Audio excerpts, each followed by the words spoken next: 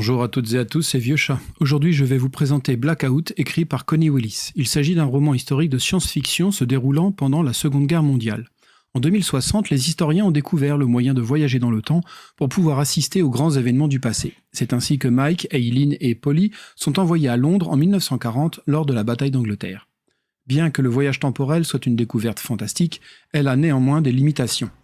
Notamment le fait que certains événements sont des points de divergence que les historiens doivent éviter à tout prix. Et le rembarquement de l'armée anglaise à Dunkerque est l'un de ces points de divergence à même de modifier l'histoire. Mike devait observer les civils inconnus, véritables héros anonymes qui ont fait la navette entre Douvres et Dunkerque. Mais le voilà qui se retrouve embarqué sur l'un de ces petits bateaux. Eileen était une servante dans un manoir où les enfants étaient envoyés afin de les protéger du bombardement allemand sur Londres.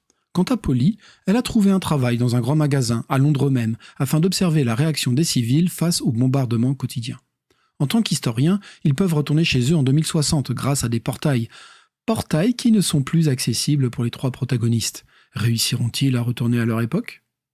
Le style est clair et facile à lire, d'autant plus que les dialogues sont très présents et que les personnages sont plutôt bien caractérisés dans leur manière de parler. Petit bémol cependant, le tout début du livre ne se compose presque exclusivement que de dialogues. En soi, ce n'est pas un problème, mais comme il y a souvent 4 locuteurs ou plus, il est parfois difficile de s'y retrouver pour savoir qui dit quoi. C'est un peu gênant au début car ce sont les chapitres d'exposition qui permettent de découvrir les particularités du monde de 2060. Heureusement, dès que l'intrigue se concentre sur les 3 protagonistes principaux, le style est beaucoup plus léger et l'impression de lire du théâtre s'efface peu à peu.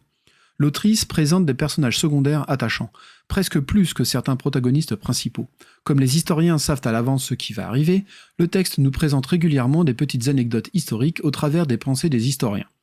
La partie science-fiction se limite au voyage dans le temps et c'est très bien ainsi, car cela permet à l'autrice de se concentrer sur l'angoisse qui monte peu à peu chez les historiens avant qu'ils ne comprennent qu'ils ne peuvent plus rentrer chez eux et qu'ils vont devoir partager les aléas de la guerre avec ceux qu'ils étudient.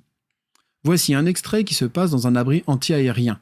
L'un de ceux qui attendent là est un comédien très célèbre, et alors que les bombardements s'intensifient et que des petites filles qui se trouvent avec eux commencent à trembler de peur, il se lève et déclame des vers de théâtre afin de les rassurer. Des cris, des hurlements et beaucoup d'autres bruits, tous horribles, nous ont réveillés. Il marcha soudain jusqu'au centre de la cave. Le tonnerre aux éclats terribles a reçu de moi des feux. Il criait, et Polly avait l'impression qu'il avait doublé de taille. Par moi, le promontoire a tremblé sur ses massifs fondements. Sa voix sonore envahissait la cave. Tantôt je me divisais et je brûlais en plusieurs endroits à la fois. Théâtral, il désignait tour à tour le plafond, le sol, la porte. Tantôt je flambais sur le grand mât, le mât de Beaupré, les vergues. Ses bras s'ouvrirent immenses. Puis je rapprochais et punissais toutes ces flammes. Au-dessus, une bombe s'écrasa, si proche qu'elle fit trembler les tasses et la fontaine à thé, mais personne n'y prit garde.